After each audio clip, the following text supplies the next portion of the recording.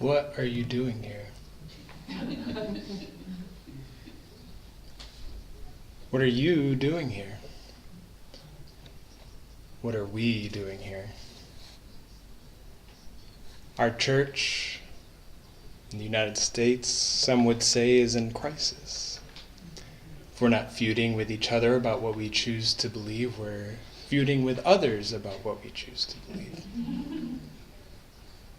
Our ammunition, our passive Facebook updates, 70-character tweets, and radio wave rants. Some are claiming that this is the end of the times. Some are claiming that God's judgment has or will be passing over America for its support of unchristian things such as gay marriage, abortion, etc., etc., etc. We are claiming that the church is in dire need of a revival, is in dire need of more members, more believers, more money, more, everything. We celebrate church growth and mourn our theological and political losses. The story of the modern North American evangelical church has become the sheer sound of noise.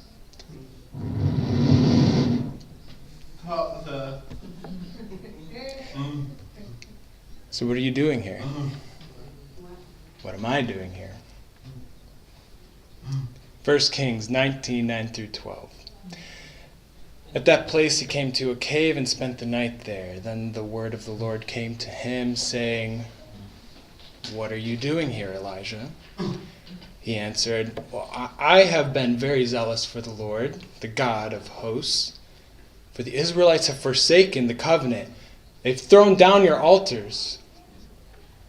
And they killed your prophets with the sword. I alone am left. And they are coming for me to take my life away." And God said, "Go out, stand on the mountain before the Lord, for the Lord is about to pass by." For there was a great wind, so strong that it was splitting mountains and breaking rocks in pieces before the Lord. But the Lord was not in the wind. And then there was an earthquake, but the Lord was not in the earthquake. And after the earthquake there was a fire, but the Lord was not in the fire. And after the fire, a sound of sheer silence.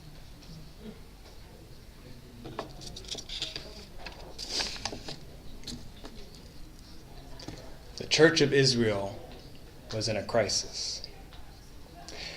Things were so chaotic and unstable that it had become the sound of sheer noise.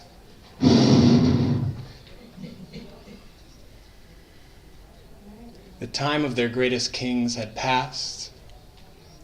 The kingdom had been divided in revolt. And the most recent king had gone and married a Baal worshiper. But above all, there had been a mass slaughtering of God's prophets. These were rough times for Elijah, being that he was a prophet himself. I don't think we can blame him for fleeing into the wilderness, for seeking some kind of refuge, seeking some sort of quiet. What are you doing here? Elijah was told that the Lord was coming. He was waiting in anticipation for something to happen, for something grandiose, for something miraculous. He was waiting for God to act and make all things right. Will he come with fire as he did on Mount Carmel to show that he alone is God as he did not that long ago? Will he strike down this wicked king and usurp that blood-lusting queen? Will he finally set right the heart of his people and give us a king who is worthy to rule such a nation? Wouldn't it be great if God could just do something?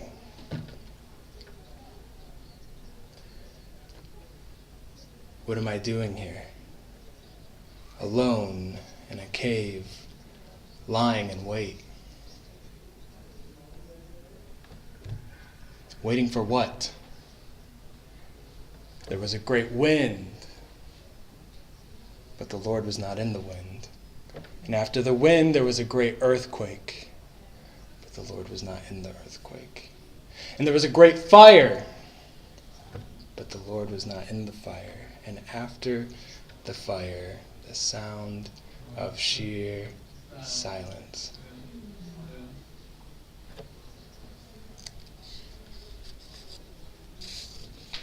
What are we doing here?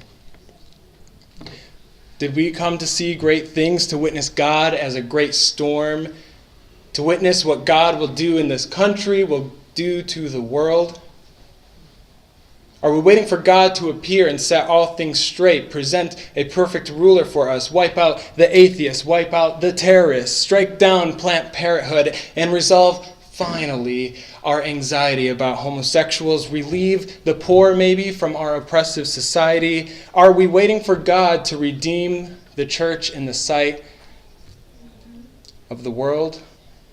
Maybe the sight of our own eyes? Questions, what are we doing here? Question, what are we waiting for? Question, what are we expecting? Come on. Yeah. Surely it is not silence. Elijah was not expecting silence, for God's sake. He was on the mountain of God, maybe a burning bush, maybe, a big speech about I am, something grandiose, something good. But all he gets is silence. And silence does nothing. Silence changes nothing. The sound of silence is the sound of inaction. Silence tests our patience.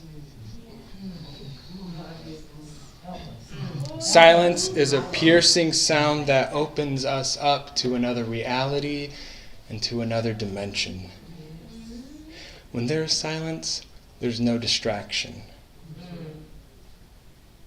But when I come to think of it, I like noise. And I'm sure that you like noise too. I'm sure we like television, we like touching our smartphones. We like hours of video games, we like hot topics, we like heated Facebook arguments, we like razzling tweets, we even sometimes watch Fox News.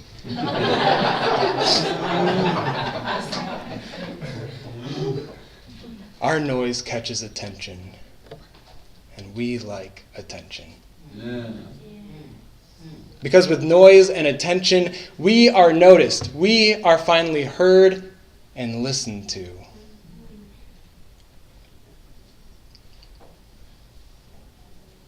But there's a funny thing about the wilderness. In the wilderness, there is no noise.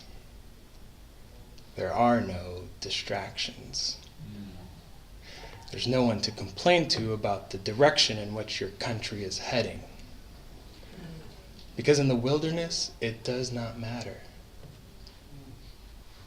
What does it matter to the trees, to the rocks, and to the stream that what you got is not what you wanted?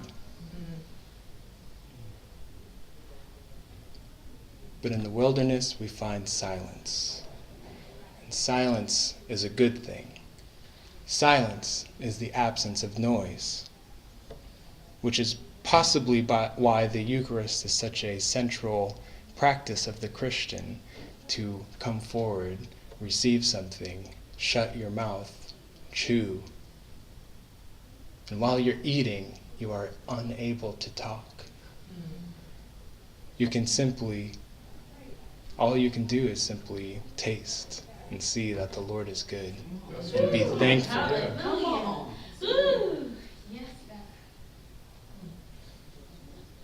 In the sound of silence, we hear God loudest. So, what are you doing here? Are you looking for more noise? Another chance to speak and be heard and listened to? Or maybe you're waiting for God to rain fire and wind and move the earth.